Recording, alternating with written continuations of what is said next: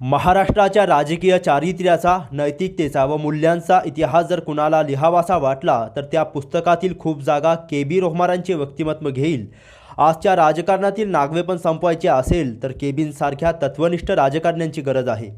KB. साहेबांनी कृष्णाकाठाप्रमाणे गोदाकाठी क्रांती आणली. नगर जिल्हा हा क्रांतिकारी जिल्हा आहे असे प्रतिपादन अखिल भारतीय मराठी साहित्य संमेलनाचे माजी अध्यक्ष उत्तम कांबळे यांनी केले.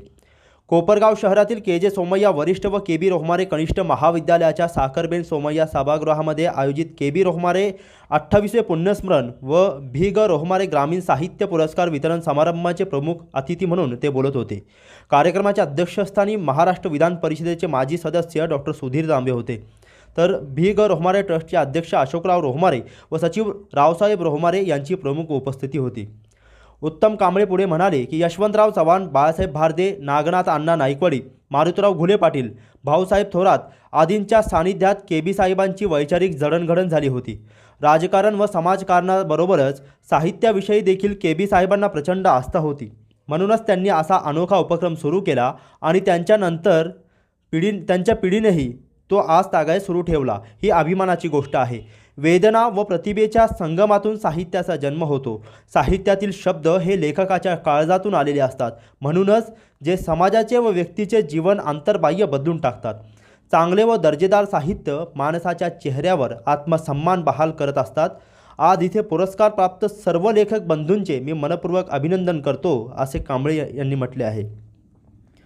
अध्यक्षस्थानावरून बोलताना डॉक्टर सुधीर तांबे म्हणाले, के.बी. रोहमारे साहेबांनी सामान्य माणसाला, शेतकरी व शेतमजुराला पुढे नेण्याचे काम केले.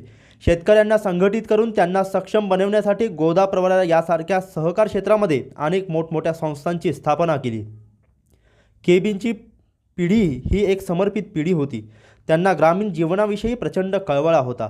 म्हणूनच त्यांनी सुरू केलेल्या अशा योजना आज ग्रामीण जीवनाचा श्वास बनलेल्या आहे. आज देशात सुरू असलेले प्रतिक्रांतीचे वारे थोपवण्याची जबाबदारी ही या पुरस्कार प्राप्त लेखकांची आहे. त्यांनी के.बी. रोहमारे व अशोकराव रोहमारे यांचा वारसा समर्थपणे पुढे न्यावा असे म्हटले आहे.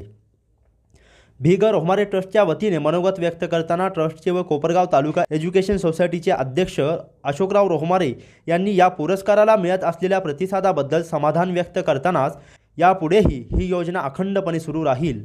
हा पुरस्कार प्राप्त झालेल्या अनेक ग्रामीण नवलेखकांना पुढे साहित्य अकादमीसारखे पुरस्कार प्राप्त झाल्याने या पुरस्काराचा अधिक अभिमान असल्याचेही रोहमारे म्हणाले.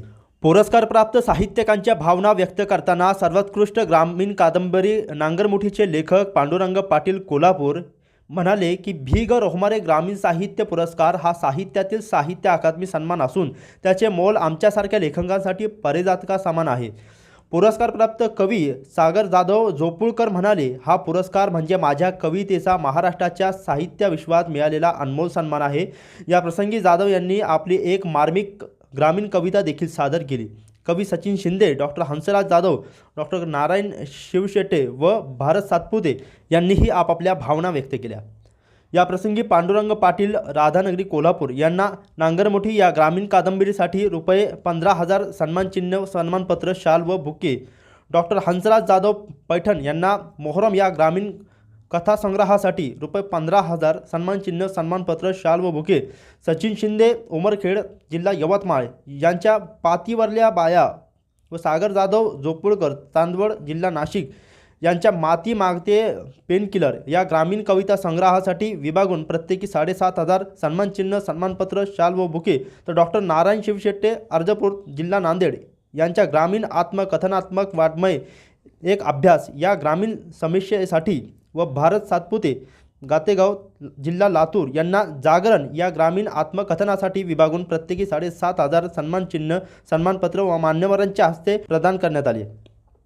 महाराष्ट्र गीताने कार्यक्रमाची सुरुवात झाली. प्रमुख अतिथींचे स्वागत व प्रास्ताविक करताना प्राचार्य डॉक्टर विजय ठाणगे यांनी महाविद्यालयाच्या कार्यकर्तृत्वाचा संक्षिप्त आलेख प्रस्तुत करत के.बी. साहेबांच्या शैक्षणिक, सामाजिक, राजकीय, सहकार, शेती आदी क्षेत्रातील योगदानावर विस्तृत प्रकाशझोत टाकला. पुरस्कार योजनेचे कार्यवाह डॉक्टर जिभाऊ मोरे यांनी भी.ग. रोहमारे ट्रस्टची स्थापना व पुरस्कार योजनेची पार्श्वभूमी कथन करताना सांगितले की गेल्या 36 वर्षांपासून अवैधपणे भी.ग. रोहमारे ग्रामीण साहित्य पुरस्कार दिला जातोय. या पुरस्कार योजनेत संयोजक आणि परीक्षकांना पूर्ण स्वातंत्र्य दिले जाते. कुठल्याही बाह्य हस्तक्षेपाविना निवड समिती काम करते. आजपर्यंत 183 पेक्षा अधिक ग्रामीण साहित्यिकांना या पुरस्काराने गौरवले गेले असून त्यातील अनेकांना साहित्य अकादमीसह इतर मोठे मान सन्मान लाभले आहे. त्याचबरोबर त्यांनी प्रमुख पाहुण्यांचा परिचय करून दिला. त्याप्रसंगी सौ शोभाताई रोहमारे, मंदाताई रोहमारे, माजी जिल्हा परिषद सदस्या सोनाली रोहमारे तसेच कोपरगाव तालुका एज्युकेशन सोसायटीचे विश्वस्त सुनील शिंदे, संदीप रोहमारे, ॲडव्होकेट राहुल रोहमारे आदी अनेक सन्माननीय सदस्य उपस्थित होते. कार्यक्रमाचे सूत्रसंचालन डॉक्टर शैलेंद्र बनसोडे व प्राध्यापिका वर्षा आहेर यांनी केले, तर डॉक्टर रवींद्र जाधव यांनी उपस्थित मान्यवरांचे आभार मानले. या कार्यक्रमाच्या यशस्वीतेसाठी registrar doctor Abhijit Naikwade, doctor Namdev Dhokale, doctor GS Shinde, doctor NG Shinde, doctor VS Salunke, doctor Surekha Bhingardive, doctor BS Gaikwad, प्राध्यापकेतर सेवकांनी विशेष परिश्रम घेतले. तुम्हाला साहित्य लिहायचं असेल तर तुमच्याकडे शक्तिशाली भाषा पाहिजे, शब्द पाहिजे, आणि शब्द आधार कार्डावर मिळत नाही. लाडकी बहीण योजनेत सुद्धा मिळत नाही. शब्द नसेल तर तुम्ही काही करूच शकत नाही. मग शब्द आणायचे कुठून? ते जीवनाच्या संघर्षातून येतात, ते निरीक्षणातून येतात, ते अनुभवातून येतात, ते वाचनातून येतात, आणि मग ते तुम्ही साहित्यासाठी वापरायला लागतात. मी अनेकदा विचारतो, मराठी भाषा लय भारी आहे, लय भारी असं सांगतात लोक. मी पण सांगतो, तर माझी मातृभाषा कानडी. मी कॉलेजला आल्यानंतर कोल्हापुरात 5वीच्या वर्गात मराठीच्या जाऊन मराठी भाषा शिकलो, आणि मोठ्या खुन्नसने शिकलो की जे लोक मला हसत होते, वगाडे आहे, कानडी आहे, उच्चार नाही, मराठी येत नाही, जे हसत होते त्याला मराठी येत नाही म्हणून, तेच लोक एक दिवस मला अखिल भारतीय मराठी साहित्य संमेलनाच्या अध्यक्षपदावर बसवतील, कारण येतो मराठी बसवलं.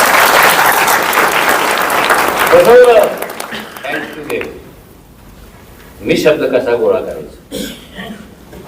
मला जेव्हा वाटतं आज हे शब्द कमी पडतात, तर मी अशा प्रदेशात जातो जिथे पूर्वी कधी गेलोच नव्हतो. मला स्मशानावर लिहायचं होतं, तर 3 वर्षे रोज संध्याकाळी स्मशानातल्या बाकावर बसून ते जग कसं आहे, डोकं फुटताना कसा आवाज येतो, कॅन्सरचा रोगी कसा जळतो, मला वेळच लागलं होतं. उठाने स्मशानाचा मला वेळच लागलं होतं. आदिवासी भागात अन्न मिळत नाही म्हणून घूस आणि उंदीर खाणारे, म्हणून मी चिडतो. तुमच्या देशातला माणूस जर उंदीर आणि घूस खाऊन जगत असेल तर साला कौन सा इंडिया दौड रहा है?